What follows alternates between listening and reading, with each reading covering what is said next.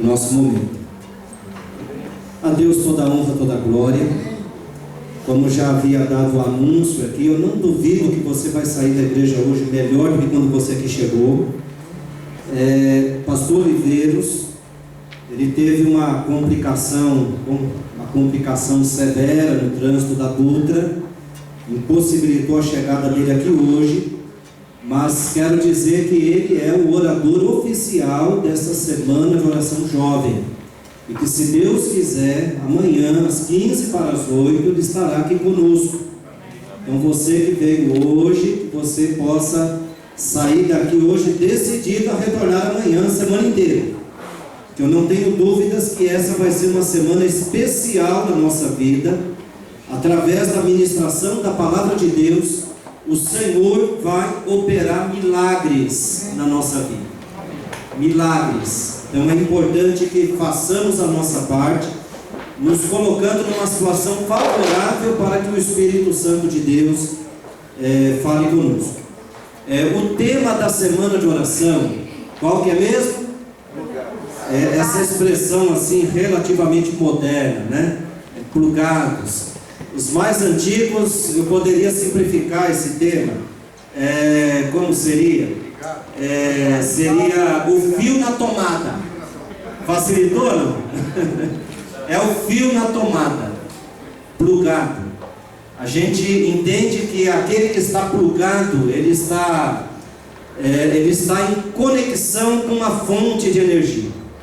E é interessante que a tecnologia se multiplicou tanto, que hoje essa energia ela veicula informações, né? Então os jovens, de uma forma geral, gostam de estar plugado. E interessante, então, muito criativa a ideia do pastor Oliveiros de colocar esse título para uma semana de oração jovem, entendendo que a palavra de Deus não é contra os jovens estarem plugados, desde que em fontes saudáveis, não é verdade?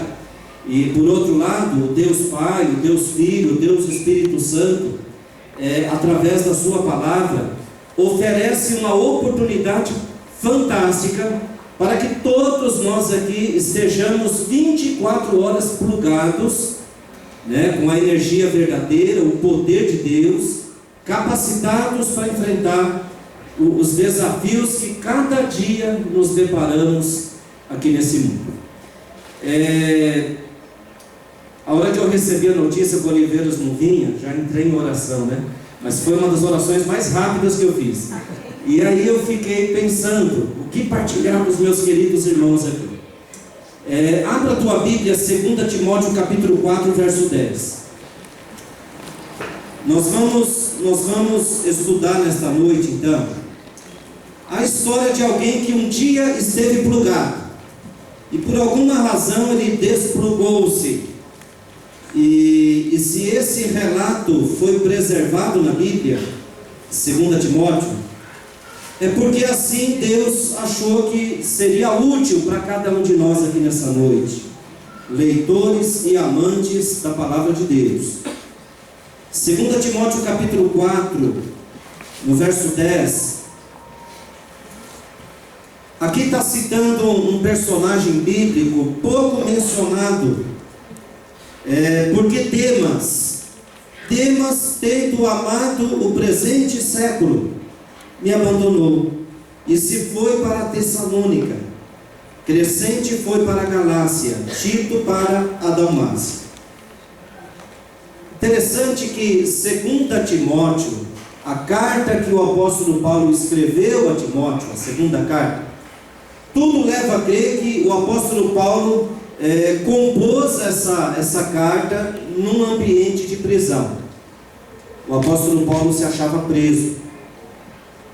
Em outras palavras, ele se achava numa situação muito desfavorável, uma situação nada animadora para estar animando os outros e preocupado com os outros, porque a dele própria era uma situação muito complicada, aos olhos humanos, inclusive sem meios de solução. E nessas palavras finais que Paulo escreveu, na verdade, encontrava-se preso, E tudo leva a crer que ele achava-se nos dias finais do seu ministério. E ele faz então aqui essa menção de Demas. E ele resume a história de Demas com uma expressão bem objetiva: Demas, tendo amado o presente século, me abandonou.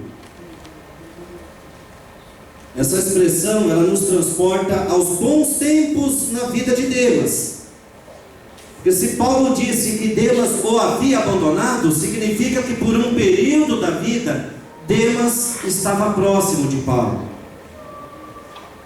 E com toda certeza, Paulo, quando escreveu essa expressão, pelo Espírito Santo, ele teria recordado os bons tempos, os dias do seu feliz companheirismo. Paulo e Demas pregando o Evangelho, fazendo a obra, aos tempos em que o fervor evangelístico era a respiração da sua alma, o palpitar do seu coração.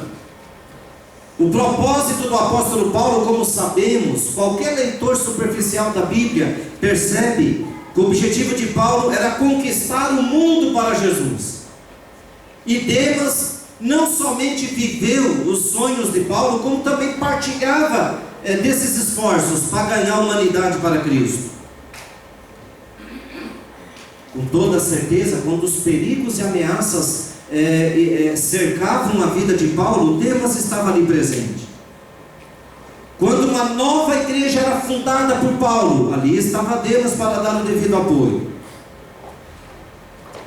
São poucas as referências que a Bíblia faz de Demas. Ah, pastor, mas eu não entendi ainda o que isso tem a ver comigo, que estou aqui. O que isso tem a ver com o tema purgar? Confira na tua Bíblia agora as outras referências bem rápidas. Colossenses capítulo 4, verso 14. Colossenses 4, 14. Uma outra alusão a este personagem. 4,14. Saúda-vos Lucas, o médico amado. E também a quem? Também a Demas. É importante você conferir essa referência, porque você percebe que Demas não era um personagem apagado, sabe, na igreja. Era alguém de proeminência, alguém importante, alguém que inclusive está sendo mencionado na mesma lista aqui do grande evangelista Lucas, escritor de um evangelho, escritor do livro Atos dos Apóstolos. Demas, com toda certeza, foi alguém muito especial naquela igreja incipiente. Filemão, capítulo 1, verso 24, outra referência nós encontramos.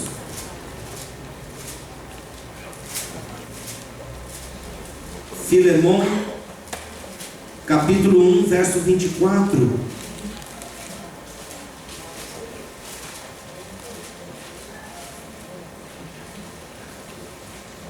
Esse texto menciona Marcos, uma lista aqui, né? Marcos, Aristarco e quem mais? E Demas. E quem mais ainda? E Lucas. E aqui em Filemão, Paulo diz que essas pessoas eram o que dele? Cooperadores. Essa palavrinha cooperadores aqui é muito rica, é muito profunda. Lá do grego, cooperador significa sinergos. Não é costume pregadores citar o grego aqui, mas essa palavra ela tem um uso muito comum, principalmente no meio empresarial. Quando Paulo diz que Demas, Lucas, Aristarco e Marcos eram sinergos, a palavra sinergos significa ajudador, coobreiro. A palavra sinergos deu origem à palavra portuguesa chamada sinergia. Sinergia é um conjunto de forças canalizadas para um objetivo em comum. Demas era aquele que trabalhava em equipe, sabe? E era feliz ali num trabalho produtivo, edificante. A união de forças na realização de um trabalho. Demas não era um peso morto. Porém, queridos, quando Paulo escreveu Timóteo, 2 Timóteo 4,11, aquilo não era mais uma realidade. Demas não estava mais ao lado de Paulo. E é com lágrimas que certamente Paulo teria escrito: Demas me abandonou. Mas o que teria acontecido com Demas, afinal de contas? Teria ele cometido algum crime que o obrigou a deixar Roma? Teria Demas se apoderado de algo que não lhe pertencia? Teria Demas praticado o pecado do adultério? Queridos, a Bíblia Sagrada não revela nada disso. Demas, a Bíblia não registra ele como sendo culpado de nenhum desses crimes ou pecados. O inimigo que ocasionou a ruína de Demas parece tão inofensivo que nem mesmo é considerado inimigo. Segundo Paulo, o que teria causado o fracasso de Demas foi o presente século. O presente século. E vamos dar um aceno para o pastor Oliveiros que chegou. Amém. Autorizado por ele que eu estou aqui na frente, viu? Foi ou não foi? Autorizado por ele. Aí, inclusive, se o pastor quiser pegar o bonde, por favor, faça uma alusão a Demas e encaixa o que Deus impressionou você nessa noite. Acho que vai dar certo. Por favor. Então, guardem Demas, hein? O assunto de hoje, pastor, que eu iria falar se você não chegasse a tempo, é que Demas amou o presente século. Muito bem. E o presente século é esse mundo que Daniel já conseguiu vencer no tempo dele. Demas fracassou, mas os jovens aqui da Central querem ser vitoriosos. Amém. Que Deus te use.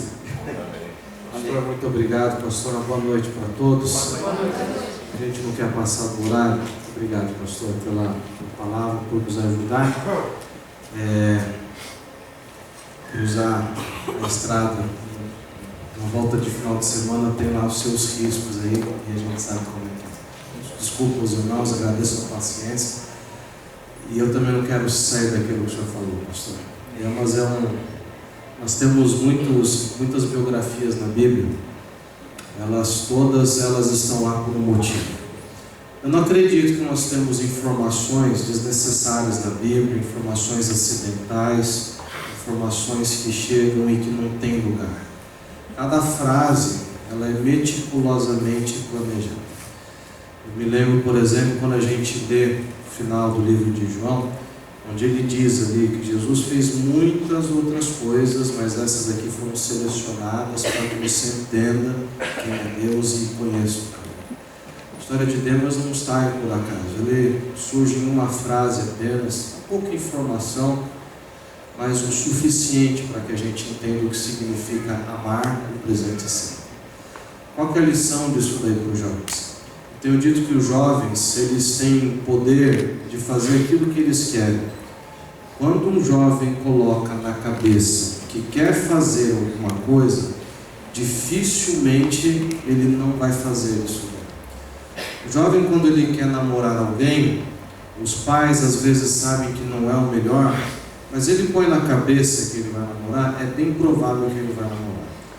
Quando ele põe na cabeça que deve sair de onde ele está para ir para um outro lugar, para ele buscar uma vida específica que ele quer, é bem provável que ele vai conseguir isso. Os jovens, historicamente, quando eles querem alguma coisa, eles conseguem. Quando eles querem derrubar a PEC 38 no Brasil, eles saem para a rua e derrubam a PEC 38. Quando eles querem fazer um impeachment no presidente, eles mobilizam, em uma época que nem comunicação virtual existia, não havia, a internet não existia, eles fazem isso. Quando os jovens eles querem derrubar o sistema milenar, que a gente acompanhou aí a primavera islâmica em alguns lugares do mundo, mobilizado por jovens, eles conseguem fazer isso. Os jovens, quando eles estão unidos e decidem fazer alguma coisa, eles têm nas suas mãos uma força muito grande e geralmente eles conseguem fazer isso. Nós temos exemplos. O Brasil está passando por uma fase onde jovens estão se despertando para alguma coisa. Daí a Ellen White ela tem uma frase que ela diz o seguinte, que nos últimos dias ela viu um exército de jovens caminhando por sobre a terra, carregando a bandeira ensanguentada do príncipe Emanuel e não havia força capaz de conter tamanho movimento. Quando os jovens, e eu mencionei isso numa reunião de jovens alguns dias atrás, lá nos Estados Unidos hoje, Nova York, um movimento que já está se consagrando, chamado de No Pants Day, Dia do Sem Calça. Olha que interessante. Começou com um grupo que queria fazer diferença. Eles habitavam ali na região de Nova York e marcaram um dia, vamos todo mundo lá para a praça. Chegaram ali, eles não sabiam muito bem o que ia fazer, eles queriam impactar de alguma forma. Surgiu uma ideia ali, vamos tirar as calças todo mundo, vamos sair andando, por quê? Porque é legal. Então vamos aí no metrô e tal, e a galera saiu andando sem calça, assustando todo mundo. Isso é claro que virou manchete no mesmo dia, estava em São Paulo, estava em Tóquio, estava no mundo todo, o movimento do sem calça, cerca de 2.000 pessoas. No ano seguinte, 10.000 jovens, tirando as calças, protestando por alguma coisa que eles não sabiam bem o que era, mas causando algum tipo de impacto. Esse ano foi esperado quase 50.000 pessoas, jovens. Quando eles querem fazer uma coisa, desde as coisas mais legais até as coisas mais absurdas, esdrúxulas, ridículas, eles conseguem fazer isso. Quando um jovem decide que vai amar o mundo, quando um jovem ele coloca na cabeça que vai amar o presente século, acho que a gente não tem essa informação, mas para mim devia ter muito de jovem em Deus. Quando ele diz o seguinte: o meu lugar não é na igreja. Quando ele olha para Deus, quando ele olha para a palavra de Deus, ele fala: isso daqui está me travando a vida, isso daqui é limitador, isso daqui está me segurando, isso é para gente alienado. Quando ele coloca na cabeça que religião é um alienador, ele vai lutar em cima dessa ideia. Quando ele põe na cabeça que não é o lugar dele, ele vai seguir em frente com isso. Agora, quando ele coloca na cabeça que Deus tem uma missão para a vida dele, quando o jovem entende a diferença entre o século que ele vive e o século que ainda não chegou, prometido por Deus na profecia, quando um jovem se dedica a Deus e coloca as suas aptitudes nas mãos de Deus, conforme Ellen White falou, não tem força no mundo capaz de conter o movimento que esses jovens fazem. Então, se hoje há um artigo que um grande historiador adventista escreveu, Se Eu Fosse o Diabo, ele fala muitas coisas o que ele faria, que às vezes acontece na nossa vida, você vê esses movimentos acontecendo. Ele coloca lá: se eu fosse o diabo, eu faria o jovem. É engraçado falar do jovem. O jovem não é o futuro da igreja, ele não é amanhã, ele é o presente. O jovem ele tem uma virtude de ele ter uma mente um pouco mais sincera. O coração do jovem é um pouco mais sincero que o adulto. Ele é, em certo sentido, intelectualmente virgem. Ele não passou por alguns desgostos que nós já passamos. É bem razoável que ele vai acreditar em algumas coisas. Ele vai sonhar com coisas que nós talvez já tenhamos sonhado e falamos assim: mas isso aqui não deu certo. Ele tem alguma sinceridade, alguma inocência de coração que nós adultos talvez já possamos até ter, mas não desse jeito. Então, quando ele acredita em alguma coisa, em um sonho, e daí o artigo diz lá: se eu fosse o diabo, eu tiraria a inocência do jovem. Eu faria com que ele acreditasse em coisas ruins, porque quando ele acredita, ele vai atrás disso. Eu fico olhando, eu já estou para cruzar o limite daquilo que o Ministério Jovem chama de jovem. Você imagina, a gente trabalhar para o Ministério Jovem, já cruzando o limite já do Ministério Jovem, que beleza. Mas eles colocam ali de 16 a 32, a 30 e poucos anos. Eu me lembro quando eu era criança, de ouvir da minha mãe, do meu pai, pessoas que eu considero pessoas de Deus, muitos de vocês os conhecem aqui. A minha mãe, ela costumava falar: filho, eu imagino que você não vai chegar a completar o seu curso na escola, talvez nem fazer faculdade, Jesus já vai ter voltado, com toda certeza. E eu acreditei nisso. O coração de criança, jovem, inocente, sincero, a gente acredita nisso. E a gente foi crescendo, chegou mais ou menos ali naquela idade. Eu ainda falei com ela: você lembra, meu? Você costumava falar isso aqui, que coisa, né? É uma pena que Jesus ainda não tenha voltado. Mas Mas eu não desisti, nós estamos firmes. Ela falou assim: filho, talvez você acabe de fazer a faculdade, que pode ser que Jesus volte antes disso. Eu falei: amém, tomara que seja. Eu fiz 2. Talvez você não vai casar, filho. Eu casei, filho. Tenho uma filha, vocês conheceram ontem que é minha filhinha. E eu fico imaginando assim, mas por que Deus não voltou ainda? Talvez porque nós estejamos amando o presente século. A exemplo de Deus, nos apegando, criando raízes aqui. Aquilo que era para ser passageiro, provisório, a gente vai assumindo o passaporte de nacionalidade desse mundo aqui. É quando as coisas de Deus passam a perder sentido, aí a gente se pergunta: mas quando é que essa geração então vai carregar, aqui na Ellen White diz, a bandeira ensanguentada do príncipe Emanuel? Enquanto estiver amando o primeiro presente século, jamais. Deus teve uma geração no deserto que deveria ter entrado na terra prometida, mas não entrou porque a vida deles não estava condizendo com a fé que eles professavam.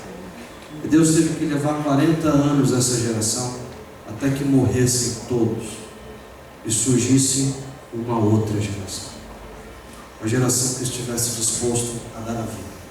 Jovens, gente que acreditou no sonho, gente que se entregou ao projeto de Deus e rejeitou as coisas do mundo. Tem um motivo pelo qual Demas não está em Hebreus 11, na lista dos heróis da fé. Ele não está lá. Mas você vê gente jovem ali naquela lista.